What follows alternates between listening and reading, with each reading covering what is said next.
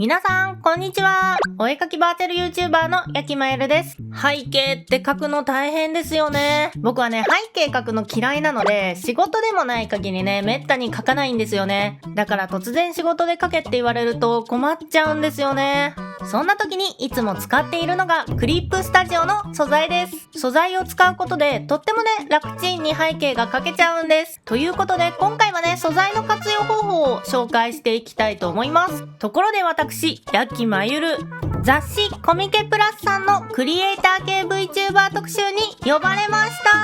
イエーイ！とうとう僕も VTuber として雑誌デビューです。嬉しい。有名 VTuber さんがね、たくさんいる中、まさかの結構大きく使っていただいているので、ぜひね、ゲットしてください。今回の特集なんですけど、クリエイター系 VTuber さんがね、たくさん紹介されていて、知らないお絵描き VTuber さんを探すのにね、とってもね、便利な雑誌になっております。見たことない作業配信や講座がね、見つかるかもしれませんので、新規 VTuber 開拓にもご活用ください。で、今回こちら、書き下ろしイラストを描かせていただきました。こちらのイラスト、なんと、雑誌に掲載されるだけじゃなくて、虎の穴さんの購入特典にもなっているそうです。せっかくなので、ゲットしてくれたら嬉しいです。で、このイラストなんですけどね、背景、頑張りました。見てほしいのがこの暖炉。すごいね、いい感じに描けたので、テンションが上がっています。この絵は配信で描いてたんですが、あったかそうとか、パチパチ音が聞こえてきそうってコメントがあって、すごくね、嬉しかったです。で、この背景なんですが、実はクリップスタジオペイントの 3D 素材を使って描いているんです。今回はせっかくなので、3D 素材を使った僕の背景の描き方を、こちらのイラストのメイキング映像を解説する形で紹介していきたいと思います。それでは、メイキングスタート！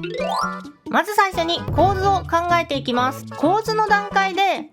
背景に何を描くのかっていうのを決めていくのが重要です。で、この背景に何を描くのかっていうのを決めるときに、今回みたいに素材を使う場合は、ちゃんとその素材があるのかっていうのを確認しながら決めていきます。このイラストの場合、暖炉が描きたいなと思って検索したら、クリップスタジオペイントに暖炉の 3D 素材があったので、よし描けるぞと思って暖炉を描くことに決めました。活用できるものはね、活用していきましょう。で、この活用するっていうと楽してるっていうようなイメージが強いんですけど、そうじゃなくて物によっては活用することによって絵のクオリティも上がるので、中途半端に下手くそな背景描くぐらいだったらどんどん活用した方がいいんじゃないかなって僕は思っています。そしたら簡単に 3D 素材を配置してみます。で、この配置なんですが、最初はね、ちょっと操作が難しいかもしれないんですけど、適当にぐじゃぐじゃ何度か触ってたら使えるようになったので、ぜひね、皆さんも怖がらずに使ってみてください。そしたら次はキャラクターイラストのラフ画を詰めていきます。で、今回ですね、とにかく顔を可愛く描きたかったんですよ。なんで、上目遣いでね、可愛い顔っていうのを意識して描きました。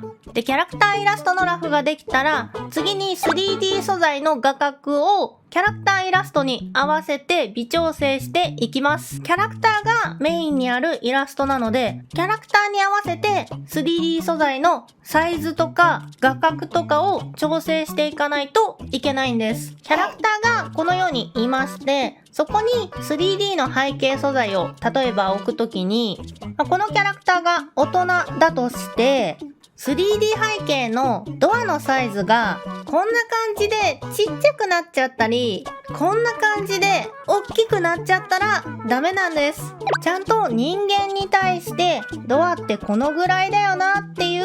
サイズにドアがなるように注意しましょう。なかなか部屋の天井の高さとかだと分かりにくいんですが、椅子の高さとかドアの高さとか、そういう比較しやすいものを基準にキャラクターに合わせた違和感のないサイズ感にしていくことがとても大切です。3D 素材だけじゃなく、背景を描くときにはね、とっても大切なことなので、皆さん忘れないようにしてください。はい。で、3D 背景が設置できたら、キャラクターのね、カラーラフを塗っていきます。今回のイラストは、全体的に暖炉という環境による色味がとってもね、強いイラストになりますので、カラーラフでしっかりとね、色を決めて、カラーラフの色を聖書にそのまま使っていきたいと思います。カラーラフを聖書にそのまま使う方法は、こちらの最新の描き方という動画でね、説明していますので、よければそちらも見てみてください。で、ここで背景のカラーラフに入るんですが、今回の背景の 3D 素材は、影がね、もともと描かれていて白黒の素材なので、それを活用するために 3D 素材のレイヤーを定山レイヤーに変えて、その下に色を塗っていきます。そうすることで 3D 素材の影をね、そのまま活用することができます。ただね、今回ちょっと参考程度の影なので、立体感を感じれるかなぐらいにしかね、使えないんですけど、本当にね、ちゃんと使うんであれば、しっかりね、3D 素材の光源を調整するといいです。で、背景の色がざっくりとね、決まったら、次はね、キャラクターの影を描いていきます。キャラクターの影は、暖炉というね、光源を意識して、少し逆光気味につけていきます。ただ、完全に逆光にしちゃうと、顔周りがね、暗いイラストになってしまうので、今回はね、キャラクターがメインということなんで、キャラクターをもう少し目立たせるように、顔周りや胸周りにね、少し上からの光を落としています。髪周りとかもね、結構多めに光が入ってると思います。イラストを描くときは、こうやって目立たせるものを目立たせるために嘘をね、つくこともあります。そしたら暖炉の温かみを感じるように色味を調整してカラーラフが完成です。カラーラフが完成したら、キャラクターの線画を描いていきます。キャラクターの線画はね、ちょっと見ていて面白くないので、バシッとカットしていきたいと思います。はい、そしたらキャラクターの聖書に入る前に背景をね、ある程度仕上げちゃいたいなと思います。で、今回の背景、線画は描きません。バラバラだった背景の 3D 素材と背景のね、カラーラフのレイヤーを統合しちゃって、その統合した背景レイヤーをパーツごとにね、まずはレイヤー分けしていきたいと思います。これは完成イラストのレイヤーなんですが、こんな感じで、まずは床、そして壁、そして暖炉、そして暖炉の内側、暖炉の木、暖炉の柵、最後に椅子にレイヤーが分かれています。これに最終的に炎が書き加えられるわけなんですね。これらをレイヤー分けをしながらそれぞれ塗っていきます。で、今回背景の塗りをやっていく中で、こちらの30秒でタイル素材という素材と5分で木目ブラシというものを使用させていただきました。床はほぼほぼそのまま使っていて、暖炉の中の木は